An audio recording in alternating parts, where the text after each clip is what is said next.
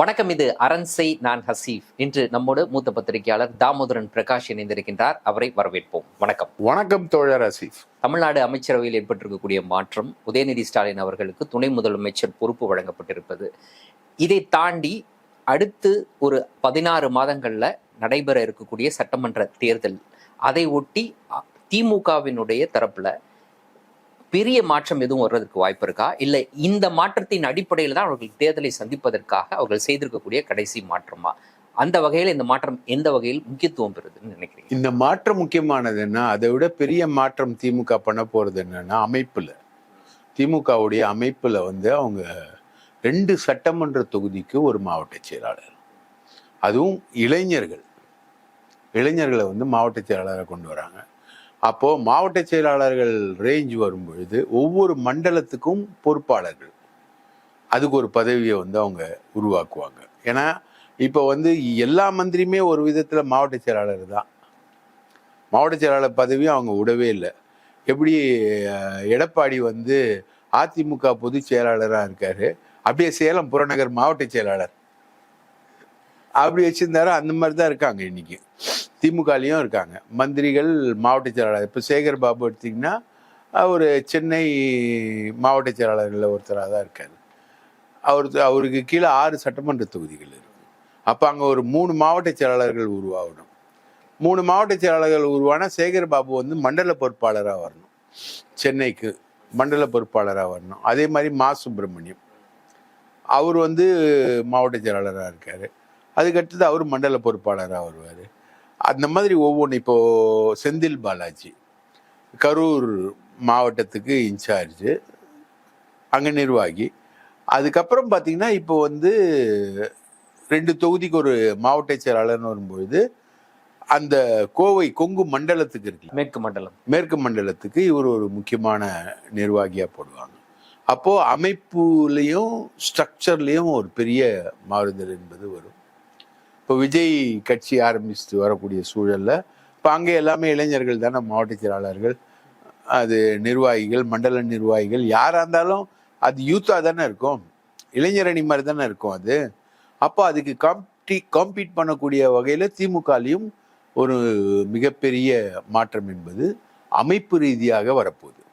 இம்மிடியட்டாக அதான் இங்கே முதல்ல செய்ய முடியல இவங்களால. இப்போ உதயநிதி துணை முதலமைச்சர் ஆன உடனே அவரோட இன்சார்ஜில் கவர்மெண்ட்டு பார்ட்டின்னு வரும்பொழுது அவர் பார்ட்டிக்குள்ள அவரோட இன்ஃப்ளூயன்சஸ், அவர் கேரி பண்ணக்கூடிய இன்ஃப்ளூயன்ஸு அவர் ஏற்கனவே சொல்லிக்கிட்டு இருக்காரு. இளைஞர் அணிக்கு முக்கியத்துவம் கொடுக்கணும், இளைஞர்களுக்கு பதவி கொடுக்கணும், அவங்க தான் மேலே வரணும் அப்படின்றதுக்கான ஒரு முக்கியத்துவம் என்பது இருக்குது.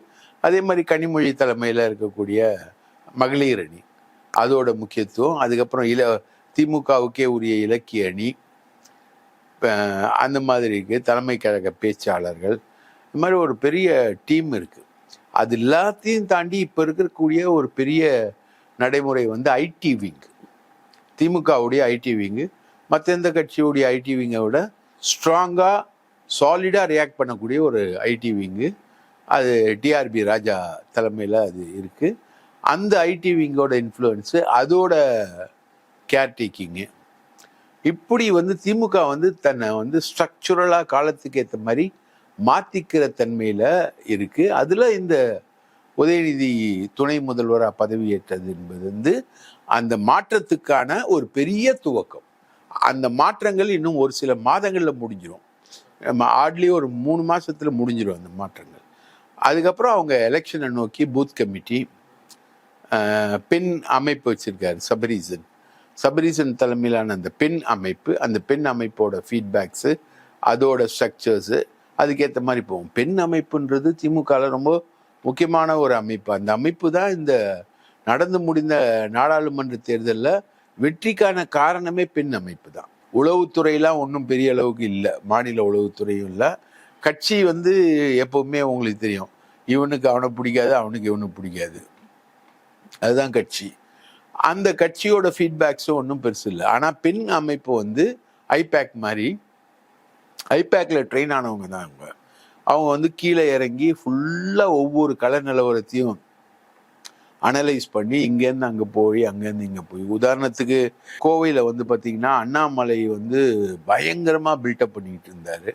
திமுகவில் ஒரு முக்கியமான நிர்வாகி அவருக்கு ஃபைனான்ஸே பண்ணிட்டு இருந்தார். அதை வந்து கண்டுபிடிச்சு முறியடிச்சுது பெண் அமைப்பு. ஒன்று. ரெண்டாவது, அப்போ பூச்சி முருகன் வந்து இருந்தார். அவர் வந்து பொள்ளாச்சி தொகுதியை பார்த்துக்கிட்டு இருந்தார். அவர் வந்து அங்கே பூத் கமிட்டி பக்காவாக போட்டு செயல்படுத்தும் போது உடனே பூச்சி முருகனை பொள்ளாச்சியிலேருந்து கோயம்புத்தூருக்கு டிரான்ஸ்ஃபர் பண்ணுறாங்க. அவர் அங்கே போய் பூத் கமிட்டிஸ் எல்லாத்தையுமே போட்டார். அப்படி ஒரு ஒர்க் அவுட்டை வந்து ஒவ்வொரு தொகுதிக்கும் இங்கே இது சரியா இருக்கு, இங்கே இது சரியா இல்லை, யாருக்கு எந்த வேலையை கொடுக்கணும் அப்படின்றத இங்க வன்னியர் அமைப்பு தூக்கலா இருக்கு, தலித்து குறைவா இருக்கு, இங்க தலித்து தூக்கலா இருக்கு, வன்னியர் அமைப்பு குறைவா இருக்கு, இங்க வந்து இந்த கேஸ்ட் இஷ்யூ வந்து இப்படி போகுது, இங்க வந்து இந்த தலைவர் வந்து மாவட்ட நிர்வாகி டிஃப்ரெண்டா ரியாக்ட் பண்றாரு, அங்க டிஃப்ரெண்டா ரியாக்ட் பண்றாரு, ஏடிஎம்கேல இருக்கக்கூடியவங்க எப்படி ரியாக்ட் பண்றாங்க, ரைட்டா? அதுக்கு காம்படிட்டிவா என்ன பண்றது? அப்புறம் உதயநிதியோட பிரச்சாரம், மெயினா உதயநிதி தான் பிரச்சாரம் பண்ணார். 2 தேர்தல் வந்து உதயநிதியோட பிரச்சாரத்துல திமுக வெற்றி பெற்ற தேர்தல் தான் 2 தேர்தல். ஒன்று வந்து போன சட்டமன்ற தேர்தலும் அப்படிதான் செங்கலை வச்சுக்கிட்டு போனது. இந்த பாராளுமன்ற தேர்தலும் உள்ளாட்சி மன்ற தேர்தலும், உள்ளாட்சிக்கு நடைபெற்ற தேர்தலையும் உதயநிதி தான்.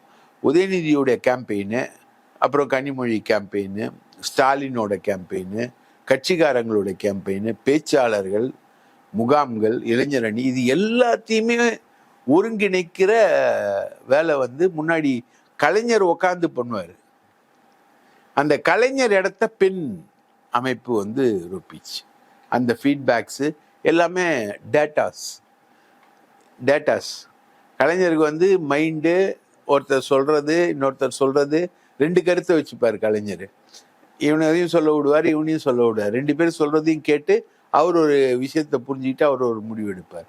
இங்கே வந்து ஃபுல்லாக டேட்டாவில் முடிவு எடுக்கிறாங்க. அந்த மாதிரி கம்ப்ளீட்டாக கம்ப்யூட்டரைஸ்டாக ஆன்லைன் பார்ட்டின்னு இன்னைக்கு நீங்கள் பெட் பண்ணீங்கன்னா பிஜேபி கிடையாது, ஏடிஎம்கே கிடையாது, திமுக தான். ஸோ திமுகவுடைய அப்ரோச் டு நாடாளுமன்ற தேர்தல் எப்படி இருந்ததுன்னு நம்ம பார்த்தோம். அடுத்தது சட்டமன்ற தேர்தல் இன்னும் கொஞ்சம் ஷார்ப்பாக, இன்னும் கொஞ்சம் வைப்ரண்ட்டாக போகிறதுக்கு தான் உதயநிதியோட துணை முதல்வர் பதவி ப்ரமோஷன் என்பது திமுகவுடைய பாய்ச்சலுக்கான ஒரு சக்தி. சரி, இப்போ இந்த மாற்றம், இந்த அமைச்சரவையில் ஏற்பட்டிருக்கக்கூடிய மாற்றம், அப்புறம் துணை முதலமைச்சராக உதயநிதி ஸ்டாலின் அவர்களுக்கு வழங்கப்பட்டிருக்கக்கூடிய பொறுப்பு, இதெல்லாம் வந்து திமுகவினுடைய கூட்டணி கட்சிகள் ஒரு புறம் வரவேற்கத்தான் செய்கின்றாங்க. அதை தாண்டி அவர்களுக்கு வேற ஏதாவது விமர்சன பார்வை இருப்பதற்கான வாய்ப்பு இருக்கா? அதுதானே ஆதவ் அர்ஜுன் ரெட்டியோட விமர்சன பார்வை. நீங்கள் 4 படத்தில் நடித்த ஒரு உதயநிதி அவர் வந்து துணை முதலமைச்சர் ஆகலாம். எங்கள் தலைவர் வந்து திரும்ப 40 வருஷ பொது வாழ்க்கைக்கு சொந்தக்காரரு, அவர் முதலமைச்சர் ஆகக்கூடாதா அப்படின்ற கேள்வி. அவர் 40 வருஷ பொது வாழ்க்கைக்கு சொந்தக்காரர். சங்கரையா 70 வருஷம் பொது வாழ்க்கைக்கு சொந்தக்காரர். சுதந்திர போராட்ட தியாகி சிபிஎம் சங்கரையா, அவர் துணை முதலமைச்சர் ஆகக்கூடாதா, அவர் அமைச்சர் ஆகக்கூடாதா, மந்திரி ஆகக்கூடாதா? இதெல்லாம் வந்து கூட்டணி கட்சிகள் எழுப்பக்கூடிய கேள்விகள். ஆட்சியில் பங்கு, அதிகாரத்தில் பங்குன்றது வந்து நல்ல டிமாண்டு. பட் அதுக்கான சிச்சுவேஷனுக்கு ஏற்ற மாதிரி தான் அதை பண்ண முடியும். மைனாரிட்டி கவர்மெண்ட்டாக திமுக அமைஞ்சு திமுக ஆட்சிக்கு வந்து கூட்டணி கட்சியினர் தயவுல தான் ஆட்சி அமைக்க முடியும். உதாரணம் கேரளா, எப்பவுமே மைனாரிட்டி கவர்மெண்ட்ல தான் வரும். அது அப்போ கூட்டணி கட்சிகள் தயவோட தான் மெஜாரிட்டி பாயிண்ட்டுக்கு வர முடியும். எல்டிஎஃப் இருந்தாலும் யூடிஎஃப் இருந்தாலும் அப்பதான் அவங்க வந்து கூட்டணி கட்சிக்கு கொடுப்பாங்க. அப்படி பார்த்தீங்கன்னா சிபிஎம் வந்து பவர்ஃபுல் போர்ட்ஃபோலியோ எல்லாத்தையுமே கையில் வச்சுக்கும். உள்துறை, ஃபைனான்ஸ், எஜுகேஷன் எல்லாத்தையுமே சிபிஎம் தான் வச்சுருக்கோம். அவங்களுக்கு ஏதோ ஒரு உதிரித்துறையை கொடுத்து உட்கார வச்சுருவாங்க. கயல்விழி செல்வராஜ் அந்த அம்மாவுக்கு என்ன துறையை இப்போ கொடுத்துருக்காங்கன்னா மனிதவள மேம்பாட்டுத்துறை. அதில் ஒன்றுமே கிடையாது. அங்கே வந்து மேக்சிமம் என்ன பண்ண முடியும்னா ஐஏஎஸ் ஐபிஎஸோட ட்ரைனிங் இருக்கு இல்லையா, அந்த ட்ரைனிங்கை மேற்பார்வையிட முடியும். மேற்பார்வை தான், அதுவும் சும்மா பார்க்க தான் முடியும். அந்த மாதிரி துறை தான் கயல்விழி செல்வராஜுக்கு கொடுத்துருக்காங்க. அவங்கள தேவேந்திர குல வேளாளர் மக்களுடைய பிரதிநிதின்றாங்க. அவங்களுக்கு அந்த மக்கள் வந்து ரொம்ப ஆவலாக எதிர்பார்த்துருக்காங்க. அவங்களுடைய ஆவலை வந்து அங்கே பூர்த்தி செய்யாத அளவுக்கு பண்ணியிருக்காங்க. கோவிச்செய்யன் வந்து இப்போது தலித்து, ஆதி திராவிடர் இனத்தை சேர்ந்தவர். அவரை வந்து சமத்துவபுரத்தில் வசிக்கக்கூடிய ஒரு நல்ல அறிஞர், அவர் பேச்சாளர். அவருக்கு உயர்கல்வித்துறையை துடு. ஆனால் தேவேந்திர குல வேளாளர் இவங்க இந்த அம்மாவுக்கு, கயல்விழி செல்வராஜுக்கு, அதுவும் மேற்கு பகுதியில் தேவேந்திர குல வேளாளரே அதிகமாக கிடையாது. அவங்க இருக்கக்கூடிய பகுதி சவுத்து தான். சவுத்துலேருந்து யாரும் வந்து மந்திரி ஆக்கலை. அந்த மாதிரி கயல்விழி செல்வராஜ் கொடுக்குற மாதிரி ஒரு டம்மி போஸ்ட் தான் வந்து கூட்டணி கட்சிகளுக்கு கேரளாவில் கிடைக்கும். சென்ட்ரல்லையும் வந்து ராம்தாஸ் அத்வாலேக்கு வந்து ரொம்ப பெரிய பவர்ஃபுல் போர்ட்ஃபோலியோலாம் கொடுத்ததில்லை. எனக்கு தெரிஞ்சு கூட்டணி மந்திரி சபையில் முக்கிய பதவி வகித்தது வந்து சுப்பிரமணியம் சாமி தான், நிதி மந்திரி. அவர் ஜனதா கட்சி சார்பாக தேர்ந்தெடுக்கப்பட்டு ராஜ்யசபாவில் அவருக்கு நிதி மந்திரி பதவியாக கொடுத்துருந்தாங்க. சந்திரசேகர் கவர்மெண்ட் வேற யாருக்கும் எங்கேயுமே அந்த அளவுக்கு கொடுக்கல கூட்டணி கட்சிகளுக்கு. ஸோ இந்த இப்போ ஆதவ் அர்ஜுன் வந்து அந்த மாதிரி பேசினது என்பது வந்து கூட்டணி கட்சியுடைய ஒரு கருத்து. அந்த கருத்தை வந்து அது எங்கள் கருத்து தான், ஆனால் இப்போ பேச வேண்டிய நேரம் இது இல்லை அப்படின்னு திருமாவளவன் இப்போ மறுத்துட்டு போயிட்டாரு. நாங்கள் திமுகவுக்கு 3வது குழலாக நாங்கள் நீடிப்போம் சொல்லிட்டு பவள விழாவில் பேசிட்டு அந்த விவாதத்துக்கு முற்றுப்புள்ளி வச்சுட்டு போனார். ஸோ கூட்டணி கட்சிகள் வந்து திமுகவில் நடைபெறக்கூடிய இந்த உதயநிதி ஸ்டாலின் மாற்றத்தை வந்து அவங்களால ஒன்றும் சொல்ல முடியாது, ரியாக்ட் பண்ணவே முடியாது. அது அவங்களோட உட்கட்சி விவகாரம் அப்படின்ற அந்த அளவுக்கு தான் பார்க்கணுமா? அந்த அளவுக்கு தான் பார்க்கவும் முடியும். ஜனநாயகத்தில் அதுதான் நிற்கும். அவங்க உட்கட்சி விவகாரம். அதில் நீங்கள் கூட்டணி கட்சி என்ன பண்ண போறீங்க?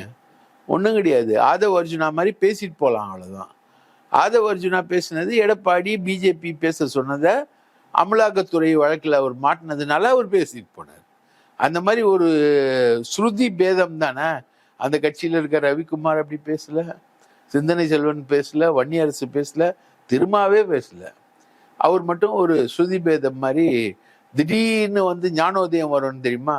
ஆண்டவன் நேர தோன்றி நள்ளிரவில் என் மண்டையில் உதித்து ஆண்டவரே எனக்கு ஞானோதயம் தந்து அப்படின்வாங்கல்ல, அந்த மாதிரி தான் பேச முடியும். மற்றபடி ஒன்றும் பேச முடியாது. அடுத்து அமைச்சரவையிலிருந்து முன்னாள் அமைச்சர் மனோ தங்கராஜ் அவர் நீக்கப்பட்டது அப்படின்றது இன்னைக்கு விமர்சனமாக்கப்பட்டிருக்கு.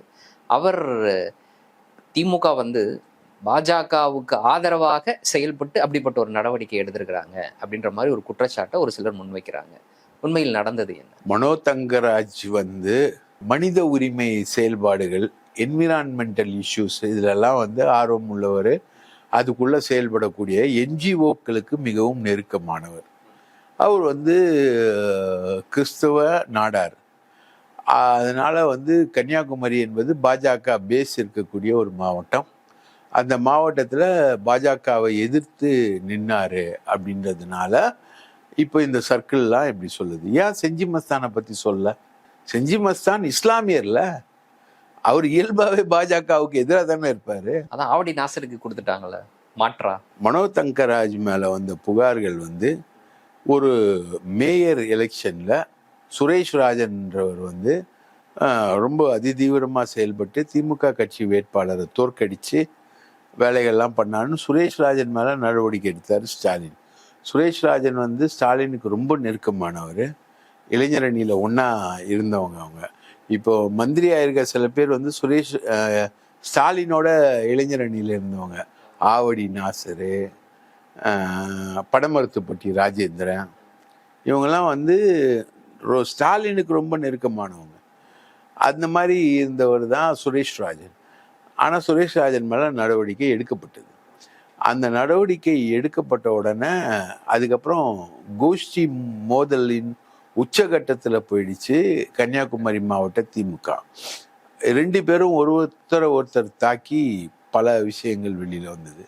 அதில் வந்து மனோ தங்கராஜ் மேலே பெருசாக வந்த குற்றச்சாட்டு என்னென்னா, அவரோட மகன் வந்து வரம்பு மீறி செயல்படுறாரு அப்படின்ற மாதிரி ஒரு குற்றச்சாட்டு.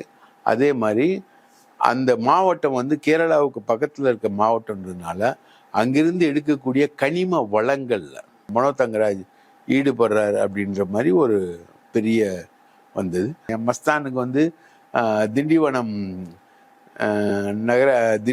நகராட்சிக்காரங்க அப்போ வந்து கவுன்சிலர்கள் ஒட்டுமொத்தமாக திரண்டு வந்து மஸ்தான் வேண்டாம் அப்படின்னு புகார் கொடுத்தாங்க.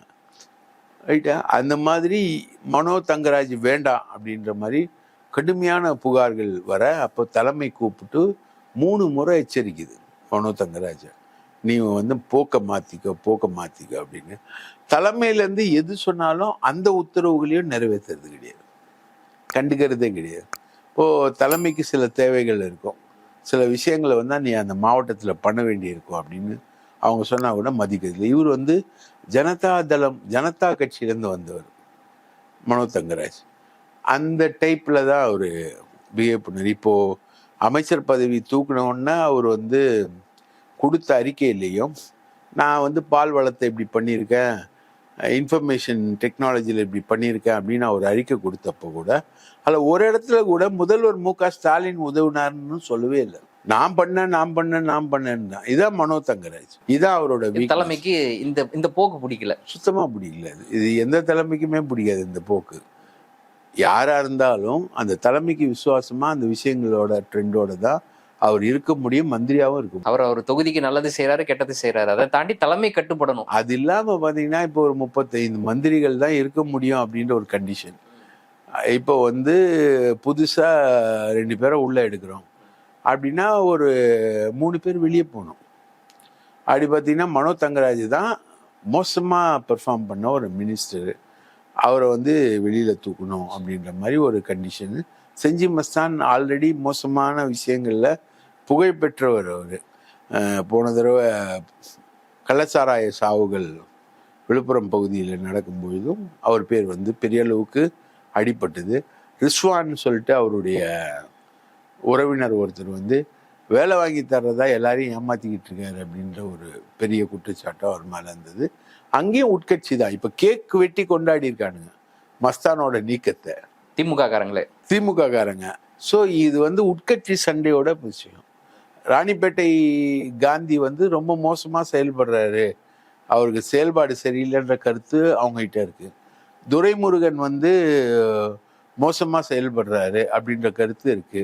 நேரு மேலேயும் மிக கடுமையான விமர்சனங்கள் வந்து அவர் வந்து கட்சியை பற்றி தேவையில்லாமல் சம்மந்தமில்லாத ஒரு நபர்கிட்ட பேசி அந்த டேப் எல்லாம் எடுத்துகிட்டு போயிட்டு எல்லாரும் கேட்ட ஒரு நிலவரமும் இருந்தது.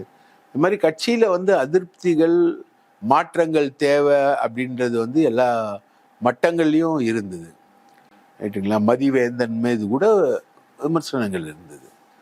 ஆனால் எல்லாத்தையும் இந்த டைமில் பண்ண முடியாது அப்படின்றதுக்காக மனோ தங்கராஜ் வந்து ரொம்ப மோசமான ஒரு கேஸ் அப்படின்றதுனால மனோ தங்கராஜ் மட்டும்தான் அந்த நடவடிக்கை உள்ளார். இப்போ பொன்முடி அவர்களுக்கு வழங்கப்பட்டிருக்கக்கூடிய அந்த பொறுப்பு, அந்த இலாக்கா மாற்றம் அப்படின்றத பொதுவாக வெளியிலிருந்து பார்க்கும் பொழுது இந்த மாற்றம் பொன்முடியால் எப்படியாக ஏற்றுக்கொள்ளக்கூடிய ஒரு விஷயம். ஆமாம், அவர் அந்த கூட்டத்திலேருந்தே பாதியிலே கிளம்பி போயிட்டார்.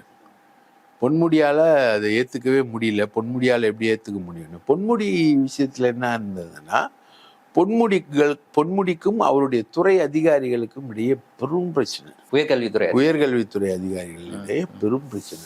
பொன்முடினா உயர்கல்வித்துறை அப்படின்ற மாதிரி ஒரு எஸ்டாப்ளிஷ்ட் ஆகி நிற்கிறதுனால பொன்முடி வந்து அங்கே டாமினேட் பண்ணக்கூடிய ஒரு விஷயம் என்பது இருக்கு. கவர்னரோட அடிக்கடி மோத வேண்டிய ஒரு துறை. அப்போது அந்த துறைக்கு யார் பொருத்தமாக இருப்பாங்க அப்படின்னா கோவிச்செழியன். அவர் மேலே பொன்முடி மேலே ஏகப்பட்ட வழக்குகள் இருக்குது. அமலாக்கத்துறை வழக்கு, அந்த வழக்கு, இந்த வழக்கு, குவாரி மண் திருநதில் இருந்த வழக்கு அப்படின்னு வழக்குகள் இருக்குது. இப்போது ஒரு ஃப்ரெஷ்ஷான ஒரு ஃபிகரு கோவிச்செழியன். அவர் தாழ்த்தப்பட்டவர். அவர் ஒரு சமத்துவபுரத்தில் குடியிருக்கக்கூடிய ஒரு எம்எல்ஏ. அவர் வந்து படித்தவர், பண்பாளர், நல்லா பேசக்கூடியவர். அப்போது எந்த பிளாக் மார்க்கும் இல்லாத ஒரு ஆளை அந்த இடத்துக்கு போட்டால் பொன்முடியை விட நல்லா செயல்படுவார், கவர்னருக்கு டஃப் கொடுப்பாரு அப்படின்றதுனால தான் இப்போ இவங்க தானே சொன்னாங்க தலித்துகளுக்கு அதிகாரம் இல்லைன்னு. அப்போது உயர்கல்வித்துறையில் இது வரைக்கும் தலித் வந்ததே கிடையாது. தமிழக அரசோட வரலாற்றிலேயே, அரசியல் வரலாற்றிலேயே உயர்கல்வித்துறைக்கு ஒரு தலித் வந்து அமைச்சராக நியமிக்கப்பட்டதே கிடையாது. அப்போது முதல் முறையாக தூக்கி போடுறாங்க. கோவிச்செழியனை போட்டு பொன்முடியை வந்து வனத்துறைக்கு போடுறாங்க. அவர் கோச்சிக்கிட்டு உக்காந்துக்கிட்டு இருந்தாராம் வீட்டில். சொன்னாங்க, விழுப்புரம் தோழர்கள் சொன்னாங்க, பொன்முடி கடும் கோபத்தில் இருக்கிறார். அப்படின்ற மாதிரி. இதில் பார்த்தீங்கன்னா சீனியர்கள் எல்லாமே நடவடிக்கைக்குள்ளாக வேண்டியவங்க தான். இந்த சீனியர்கள் எல்லார் மேலேயும் மிக கடுமையான விமர்சனங்கள் வந்து மிக மோசமான விமர்சனங்கள் இருக்கு. இதில் விஷயம் என்னன்னா இவங்களை கண்ட்ரோல் பண்ணவே முடியாது. ஸ்டாலினால இவங்களை கண்ட்ரோல் பண்ணவே முடியாது. சும்மா கேட்க முடியும், என்னங்க இது இப்படின்னு கேட்க தான் முடியும். இவங்க பதிலும் சொல்ல மாட்டாங்க. அப்போ ஏதாவது ஒன்று நடிச்சுட்டு போயிடுவாங்க. ஆனால் இவங்க பண்ணுறது எல்லாமே மிக மோசமான வேலைகள். இதில் வரக்கூடிய கெட்ட பேர் வந்து அரசுக்கு தான். இப்போ மனோ தங்கராஜ் மேலே பெர்ஃபார்மன்ஸ் சார்ஜஸ் இருக்கு இல்லையா, அதே மாதிரி துரைமுருகன் பையனை வந்து ஜெயிக்க வைக்கவே விடமாட்டேன்னு சொல்லிட்டு வேலூர் மாவட்ட திமுக அங்கேருந்து ஒரு எம்எல்ஏ நந்தகுமார் எல்லாம் கங்கணம் கட்டிக்கிட்டு இருந்தாங்க. ஸ்டாலின் தான் கூப்பிட்டு உட்கார வச்சு, எப்பா துரைமுருகன் பையன் கண்டிப்பாக ஜெயிக்கணும்ப்பா, அது நமக்கு ப்ரெஸ்டீஜ் இஷ்யூப்பா, ஏசி சண்முகம் ஜெயிச்சுட்டா நம்ம ஒரு தொகுதி இழந்துருவோம், அதெல்லாம் நீங்கள் பார்க்கக்கூடாது, துரைமுருகன் பையனை ஜெயிக்க வைக்கணும்னு சொன்ன அப்புறம் தான் துரைமுருகன் பையன் ஜெயிச்சாப்புல. ஸோ இந்த இவங்க மேலே எல்லார் மேலேயும் விமர்சனம் இருக்குது. இந்த கட்சியை கொண்டு போகிறதே திமுகவை ரொம்ப கஷ்டமான காரியம். அப்படி போகும்போது தான் அதில் எது இப்போ உதயநிதி துணை முதல்வர்னு வருது. அவர் வந்து பவள விழா மேடையில் ஏறி வராரு, எல்லாரும் கை கொடுக்குறாங்க.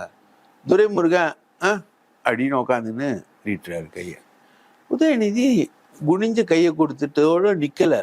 அவர் வந்து ப்ரொட்டஸ்ட் பண்ணுறாரு அப்படின்றது தெரியுது. ஏற்கனவே நான் துணை முதலமைச்சர் ஆகக்கூடாதா, துணை முதலமைச்சர்னா எல்லாரும் தான் ஆசைப்படுவாங்க அப்படின்னு ஒரு பேச்சையும் ஒரு விட்டார். அவர் வீட்டுக்கு போய் அவர் காலில் விழுந்து ஆசீர்வாதம் வாங்கிக்கின்னு வந்திருக்காரு. யாரு? உதயநிதி. கனிமொழி வீட்டுக்கும் உதயநிதி போயிருக்காரு, போய் ஆசீர்வாதம் வாங்கிட்டு வந்து. ஸோ உதயநிதியுடைய ப்ரமோஷனில் அவரை உள்ளாட்சித்துறை அமைச்சராக்க தான் ட்ரை பண்ணாங்க. உள்ளாட்சித்துறை அமைச்சர்னா யாரோட இலாக்கா போவோம்? நேருவோட இலாக்கா போயிடும், நகர்ப்புற உள்ளாட்சித்துறை. பெரியசாமியோட இலாக்கா போகும், ஊரக உள்ளாட்சித்துறை. அது ரெண்டும் போச்சுன்னா அது சிக்கலாகும். அதனால இவரை அடிஷ்னலா திட்டம் மற்றும் அமலாக்கத்துறைன்னு ஒரு இதை கொண்டு வந்துட்டு அது எல்லா டிபார்ட்மெண்ட்டையும் கண்ட்ரோல் பண்ணும். புதுசாக போடுற திட்டம் என்ன, அது என்ன, எப்படி அமுலாகுது அப்படின்றத வந்து உதயநிதி கேள்வி கேட்கலாம். அப்படின்ற மாதிரி ஒரு லூப்பை ஏற்படுத்தி, எல்லா மினிஸ்டரையும் கேள்வி கேட்குற மாதிரி ஒரு லூப்பை ஏற்படுத்தி உதயநிதியை துணை முதலமைச்சராங்க. இது வந்து செக் அண்ட்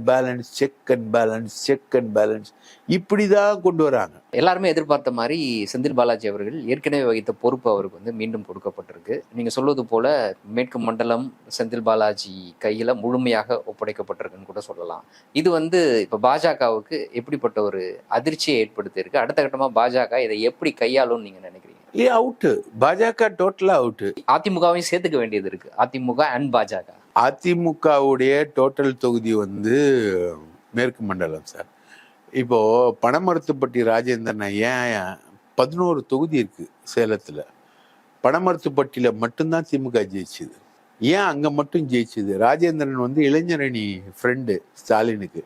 அவரை ஏன் இவ்வளவு நாள் அமைச்சராக்காம இருந்தாங்க அப்படின்னு உங்க கேட்டீங்கன்னா ஒரு கதை. அவர் எடப்பாடிக்கும் ஃப்ரெண்டு, அவரும் சேலம் தானே.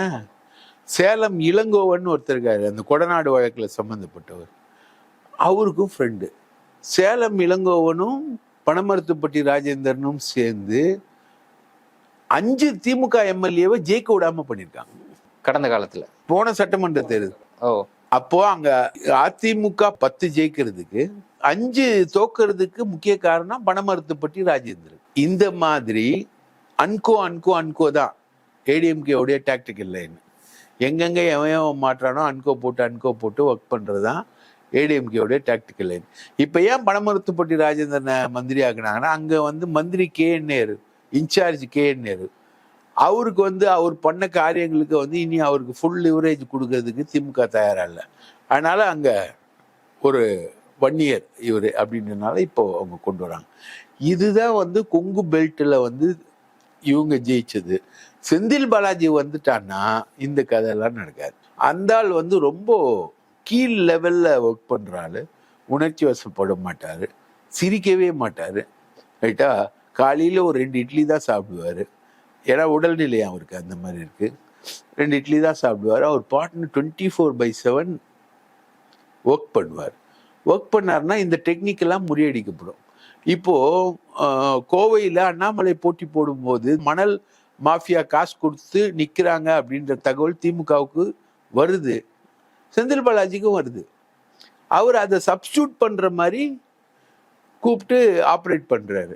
150 கோடி மட்டும் கொடுக்கல, அந்த காசை வந்து பப்ளிக்கு டிஸ்ட்ரிபியூட் பண்ற 60 ஆளுங்களையும் அனுப்பி விடுறாரு மணல் கரிகாலன். 60 பேரையும் போலீஸ் ஓட விட்டுச்சு. எப்படி தெரியுமா ஓட விட்டுச்சு? துப்பாக்கியை வச்சு. கொன்னுடுவோம் உன்னை இங்க நின்னா, சத்தியமா துப்பாக்கியை வச்சு ஓட விட்டுச்சு. இந்த வேலையெல்லாம் பண்ணது யாரு? செந்தில் பாலாஜி. ஸோ இப்போ அவரு மறுபடியும் வர்றாரு. இப்போ பணமரத்துப்பட்டி ராஜேந்திரன் ஒர்க்கும் நடக்காது, துரைமுருகன் ஒர்க்கும் நடக்காது. ரெண்டுத்தையும் செந்தில் பாலாஜி கண்ட்ரோல் பண்ணிடுவார். அவருடைய இதில் கொண்டு வந்துடுவார். கொங்கு மண்டலத்தில் இந்த ஒர்க்கெல்லாம் நடக்காத அளவுக்கு கொண்டு வந்துடுவார். கொண்டு வந்து பல விஷயங்களை பண்ணுவார். சேலத்தில் அஃப்கோர்ஸ் அவரால் தலையிட முடியாது. திருப்பூர், ஈரோடு, நீலகிரி, கோவை, கரூர், இந்த 5 மாவட்டங்களில் அவர் கண்ட்ரோல் எடுப்பார். 5 மாவட்டங்கள்லையும் இந்த ஒர்க்கெல்லாம் பண்ணுவார். அப்போது இவங்களோட ஒர்க், இங்கே ஏடிஎம்கேயோட ஒர்க்குன்னா அண்ணாமலை நிற்கும்போது ஏடிஎம்கே தான் பூத் ஏஜென்ட் போட்டது அண்ணாமலைக்கு. பூத் ஏஜென்ட்டுக்கு ஆள் இல்லை. போட்டது யாரு? அண்ணா வேலுமணி. அங்கே மட்டுமா போட்டார் அவரு? 3 வேட்பாளர்கள், ஈரோடு, பொள்ளாச்சி, கோவை, 3 வேட்பாளர்கள் வந்து கடைசி 3 நாள் தலைமறைவாயிட்டாங்க. ஓட்டு கேட்கவே போல. 3 அதிமுக வேட்பாளர்கள் தலைமறைவு.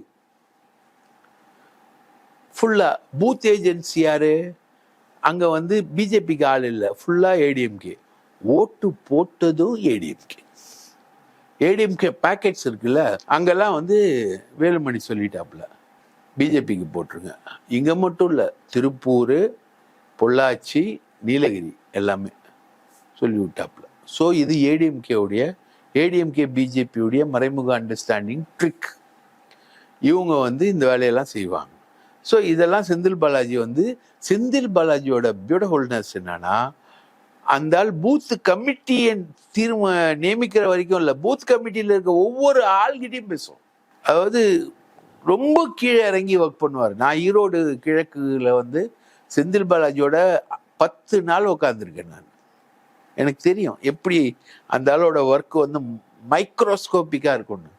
அவ்வளோ மைக்ரோஸ்கோப்பிக்காக ஸ்ட்ரெயின் பண்ணுவார் நைட்டு வரைக்கும். ஒரு மந்திரி வீட்டில் நைட்டு 12:30 மணி வரைக்கும் ஆள் இருக்குதுன்னா செந்தில் பாலாஜி வீட்டில் தான் 12:30 வரைக்கும் இருக்கும். அது ஒரு பேச்சுலர் பேரடைஸ். 12:30 மணி வரைக்கும் ஆள் இருக்கும். ஸோ செந்தில் பாலாஜி வந்துட்டா, இதனால தான் செந்தில் பாலாஜியை கைது பண்ணாங்க. செந்தில் பாலாஜி இருந்தா கொங்கு மண்டலத்தை நம்மளால ஒன்றும் பண்ண முடியாது பார்லிமெண்ட் தேர்தலில் அப்படின்றது அமித்ஷாட்ட சொல்லிதான் அந்த ஊழல் வழக்கு இருக்கு இல்லையா, அந்த ஊழல் வழக்கு சுப்ரீம் கோர்ட் முடிவு பண்ணிக்கிட்டோம் அப்படின்னு வழக்கே கோர்ட்டுக்கு போகுது, சுப்ரீம் கோர்ட்டுக்கு போகுது. டிஎம்கே புகார், எடப்பாடி போட்ட கேஸு, அது சுப்ரீம் கோர்ட்டுக்கு போகுது அந்த கேஸு. ரைட்டா? இங்கே ஏதோ சமரசம் பண்ணிட்டாங்க, கொடுத்தவனும் வாங்கினவனும் சமரசம் ஆயிட்டா அப்படின்னு அதை பற்றி சுப்ரீம் கோர்ட் முடிவு பண்ணலான்னு சொல்லிட்டு கேஸ் சுப்ரீம் கோர்ட்டுக்கு போகும்போது தான் அண்ணாமலை தலையிட்டு அதை அமலாக்கத்துறை கேஸ் ஆக்கி செந்தில் பாலாஜியை கைது பண்ணுறாரு. காரணம் என்னன்னா, பார்லிமெண்ட் தேர்தலில் ஜெயிக்கணும். செந்தில் பாலாஜி இருந்தால் ஜெயிக்க முடியாது. ஏன்னா 11 சட்டமன்ற தொகுதியில் அதிமுக ஜெயிச்சதை அடுத்த மாநகராட்சி தேர்தலில் 100 மாநகராட்சி சீட்டில் 95 ஜெயிச்சிட்டார். அப்போது உளவுத்துறை சொல்லுது 90 சீட் தான் ஜெயிப்போன்னு.